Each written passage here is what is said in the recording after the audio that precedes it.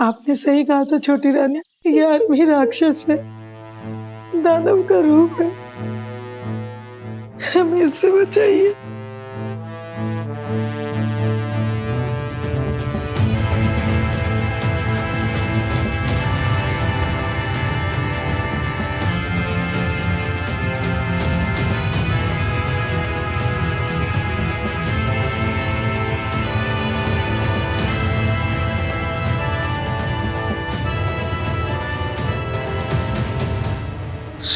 छोटी रानी सरकार, मुझे माफ कर दीजिए। मैं गुस्से में था, मैंने जानबूझ कर कुछ नहीं। मुझे माफ कर दीजिए।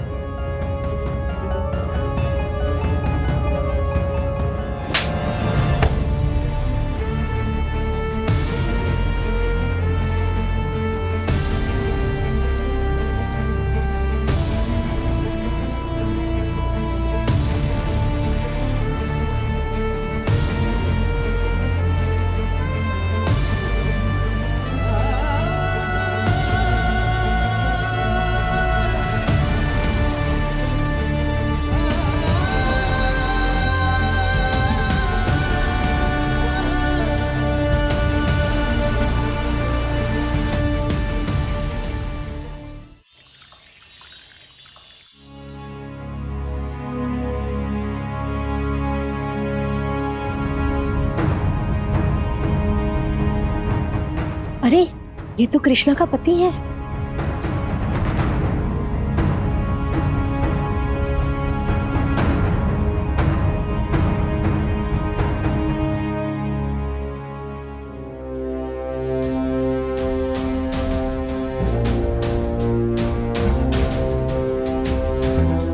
दरबार की कार्यवाही कुछ समय में शुरू हो जाएगी।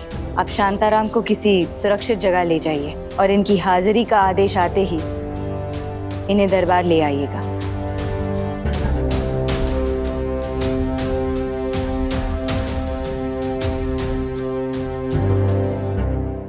आप इन्हें मेहमान कक्ष में ले जाइए।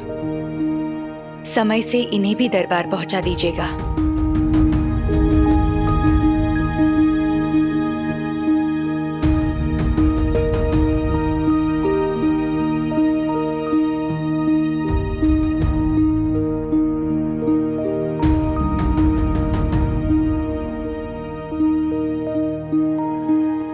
कृष्णा ने अपने ही पति को गिरफ्तार करवा दिया। ना तो परिवार की इज्जत की और ना ही पति की। वो भी वट पूर्णिमा के दिन। अरे आज के दिन हम सभी औरतें अपने पति की लंबी उम्र के लिए व्रत और पूजा करते हैं। और इसे तो देखो, व्रत तो तोड़ा ही, साथ ही अपने पति को मौत की सजा दिलाने यहाँ चली आई। पति के साथ दुर्व्यवहार करके इस औरत ने अपने लिए ही नरक का रास्ता चुन लिया है। नरक का रास्ता ही चुना था कृष्णा ने।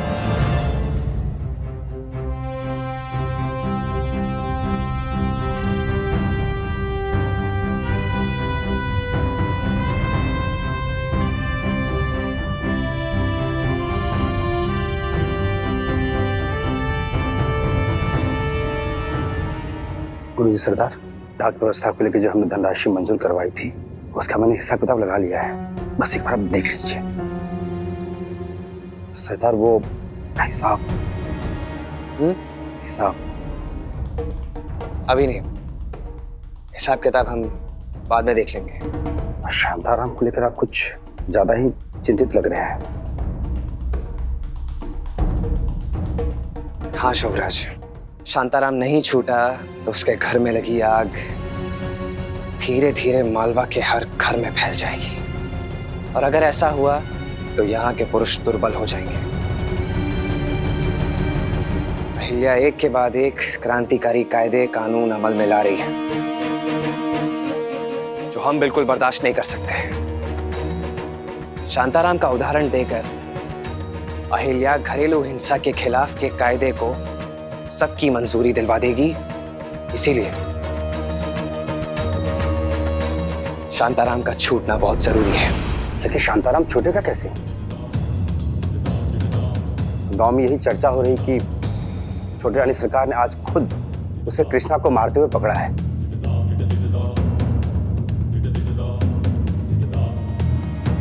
हाँ, वही तो। अहिल्या ने आज शांताराम को कृष्णा को मारते हुए देखा है, आज ही।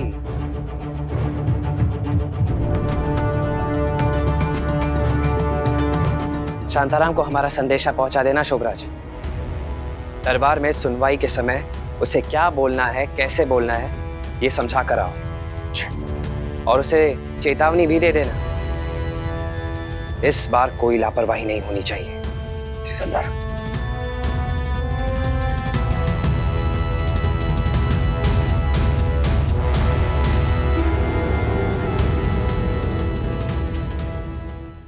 अभी तक कृष्णा जिस रास्ते पर चल रही थी, नर्क से कम नहीं था उसका जीवन। नर्क से बदतर जीवन था उसका।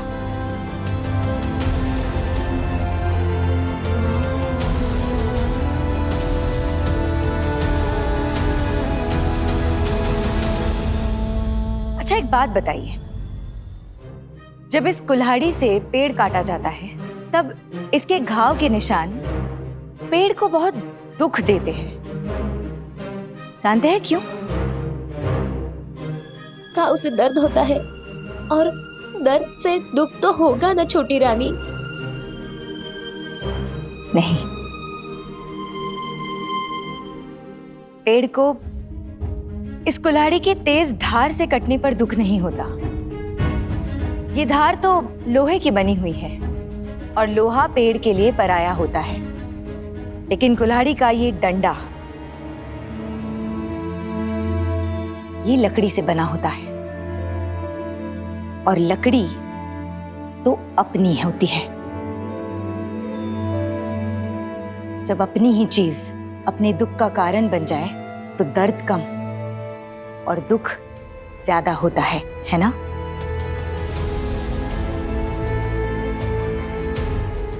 आप सब कृष्णा के साथ वही कर रही है।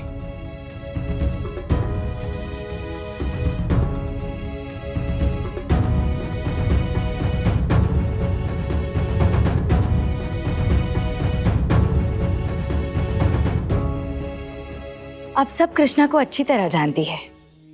सबका मानना है कि कृष्णा बहुत मजाकिया है, सबको बहुत हंसाती है, लेकिन जब तक वो अपने सारे दुख सहती रही तब तक वो आपकी नजरों में संस्कारी बनी रही। लेकिन जब उसने अपने खिलाफ होने वाले अत्याचारों के खिलाफ आवाज उठाई तब आपकी नजरों में उसने बहुत बड़ा अपराध कर दिया और आपने तो इसकी सजा भी तय कर दी। ऐसा क्यों? एक औरत होने के बावजूद दूसरे औरत की वेदना समझे बिना उसे ताने देगी तो उस औरत की आवाज कौन सुनेगा? शिवजी की कृपा रही है आप सब पर। ये आप सब ने वो नहीं सहा जो आज तक कृष्णा चुपचाप सहती रही है।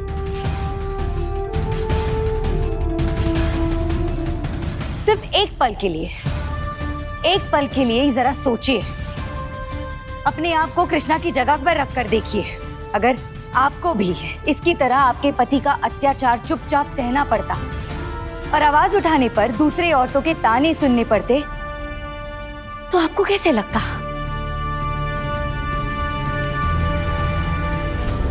कैसे लगता आपको?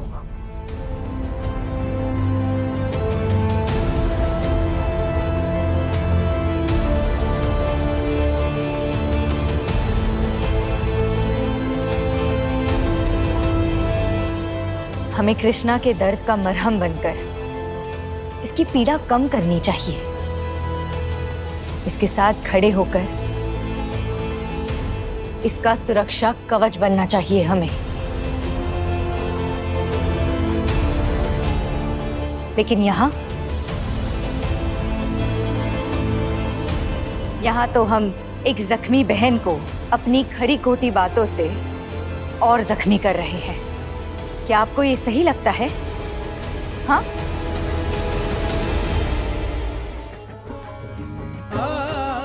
हमारे समाज में औरतों के आगे बढ़ने के लिए ना तो अवसर मिलते हैं और ना ही अधिकार। कम से कम एक औरत दूसरे औरत का दुख तो समझ ही सकती है। एक औरत दूसरे औरत की दुश्मन होती है, ये मिथ्या तो झुटला ही सकते हैं ना हम।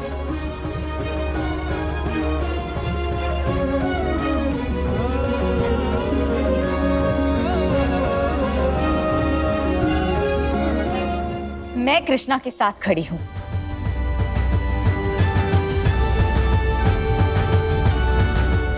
अब आप तय कर लीजिए, आपको कुल्हाड़ी की धार बनना है या फिर लकड़ी।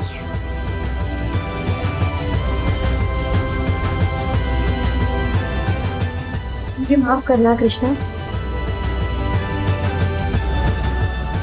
मुझे माफ कर दो कृष्णा।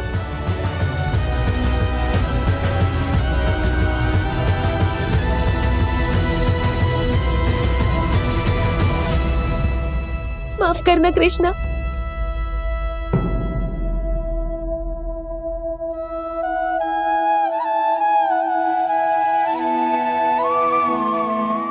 अभी जाकर हल्दी कूट देती हूँ।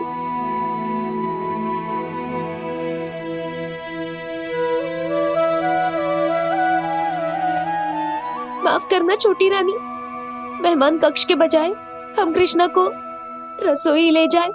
दरबार के बुलावे तक हम इसे हल्दी वाला गर्म दूध पिला देंगे और जड़ी बूटी का लेप लगा देंगे। इससे इसे आराम मिल जाएगा।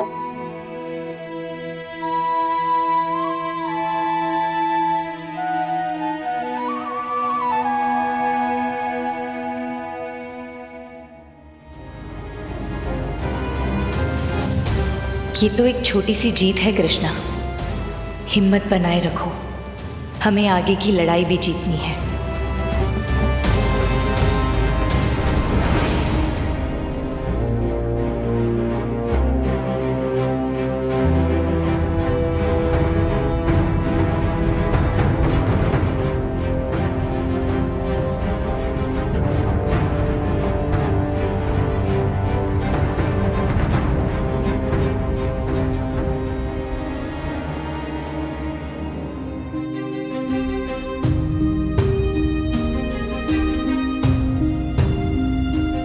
दरबार की कार्यवाही शुरू की जाए।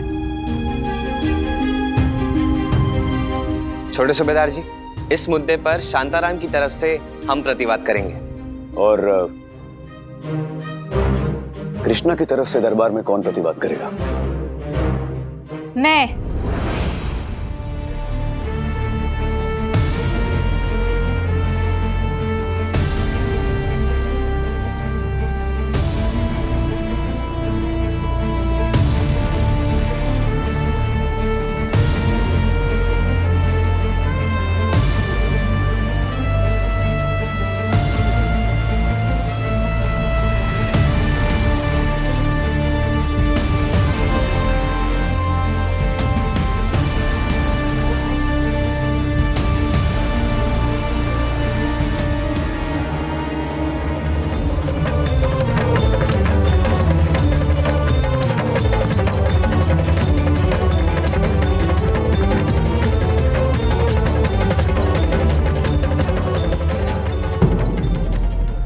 अहिल्या, तुम इस अवस्था में दरबार में इनके लिए प्रतिवाद करोगी?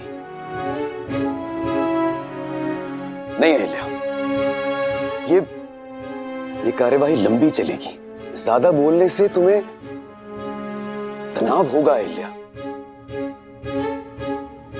और इतनी देर तक तुम खड़ी रहोगी तो तुम थक जाओगी अहिल्या।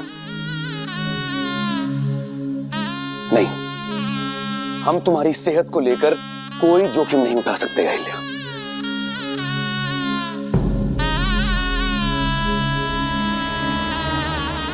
अहिल्या, यहां हम तुम्हारी चिंता कर रहे हैं और तुम ऐसे मुस्कुरा रही हो। अभिमान और समाधान जब एक साथ छलक आए तब चेहरे पर मुस्कुराहट आ ही जाती है छोटे सूबेदार जी।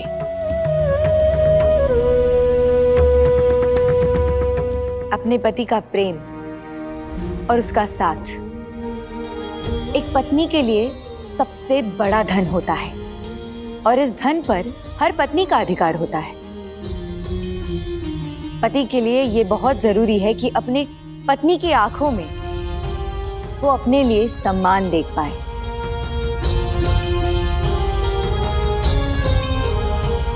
अब कृष्णा की तरफ से प्रतिवाद मैं शुरू करती हूँ।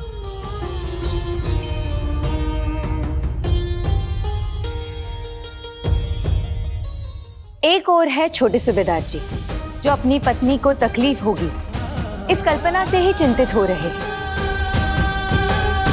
और दूसरी ओर है शांताराम, जो खुद अपनी पत्नी की तकलीफ और वेदना का कारण है।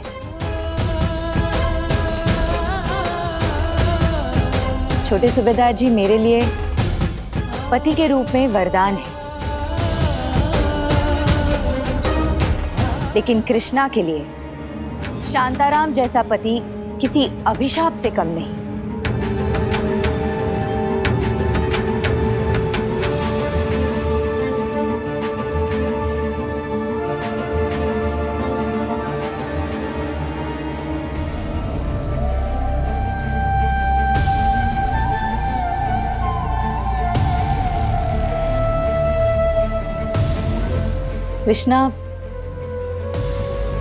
कृष्णा कुछ महीनों से अब मेरे साथ है। बहुत करीब से देखा है मैंने इसे, जाना है। मैं पूरे दावे के साथ कह सकती हूँ कि कृष्णा ने अपना पत्नी धर्म बहुत अच्छी तरह निभाया होगा और इसलिए पति का प्रेम और उसके साथ की हकदार ये भी है। एक अच्छी पत्नी की परिभाषा का उल्लेख हमने 1000 बार सुना है, लेकिन एक अच्छे पति की परिभाषा क्या है?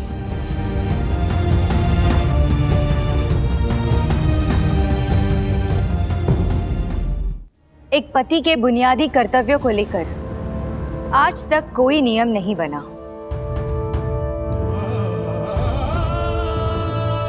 और प्रेम की भावना तो मन से आती है।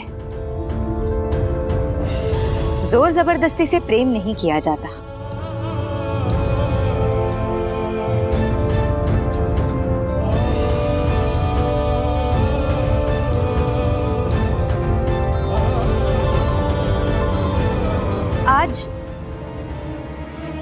आज मैं आप सबकी पहचान सही और गलत से करवाना चाहती हूँ। शांताराम और कृष्णा की मुद्दे की कार्यवाही इस दरबार में पहले भी हुई है। जब कृष्णा ने शांताराम पर लगे हुए आरोपों को नकारा, तब किसी को भी इसमें कुछ गलत नहीं लगा। किसी ने भी उसकी गवाही के पीछे उसका दर्द नहीं देखा, उसकी चुप्पी के पीछे उसकी आवाज नहीं सुनी।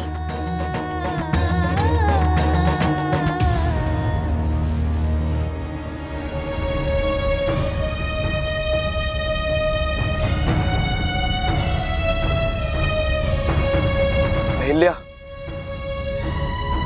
तुम हाँफ रही हो अहिल्या। हमने इसीलिए नहीं छोटे सूबेदार जी, मैं इतनी देर खड़ी थी ना, इसलिए सब ठीक है, कोई और बात नहीं।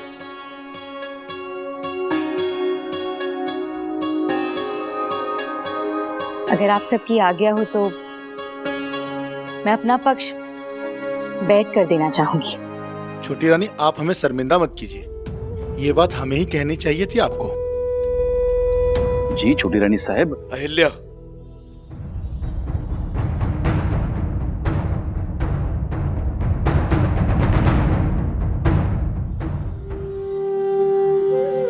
तुम ठीक हो? आओ।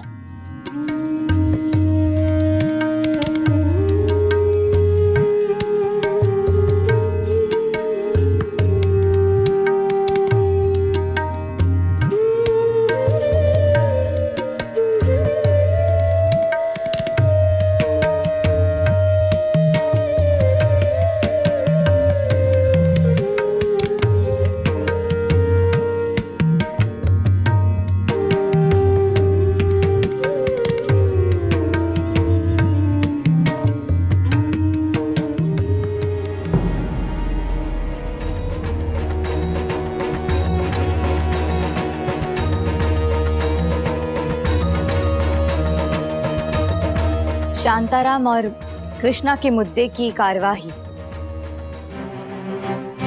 एक बार फिर से निष्पक्ष रूप से शुरू करेंगे।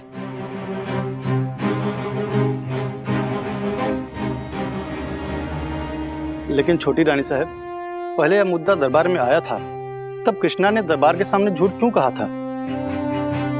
क्योंकि एक औरत को बचपन से सिखाया जाता है कि घर की इज्जत से बढ़कर और कुछ नहीं होता, और औरतें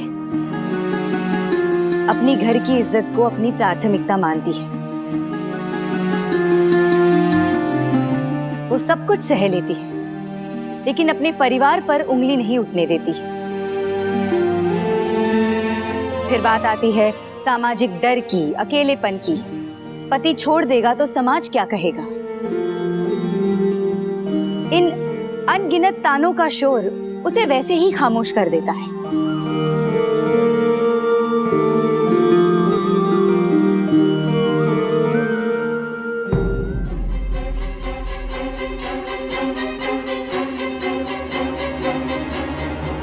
एक औरत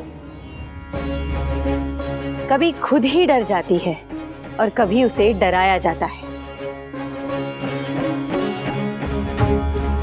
लेकिन आज कृष्णा निडर होकर इस दरबार को सच बताएगी।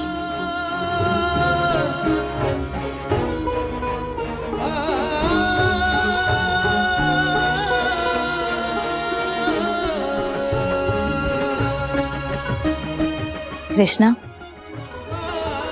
बोलो, तुम्हें यहाँ किसी से भी डरने की जरूरत नहीं है।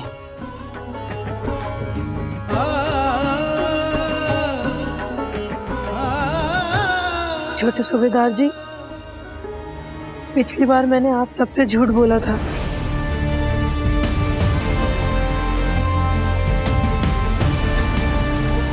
मेरी बेटी ने जो कहा वो सब सच है।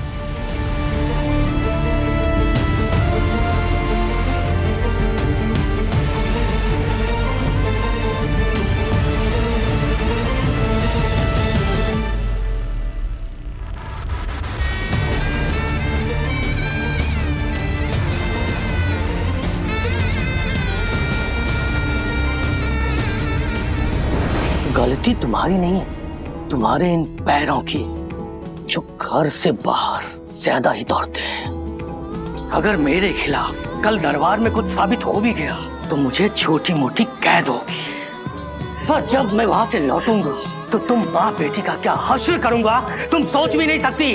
छोड़ दूंगा तुम दोनों को, फिर भीख मांगती फिरोगी तुम लोग।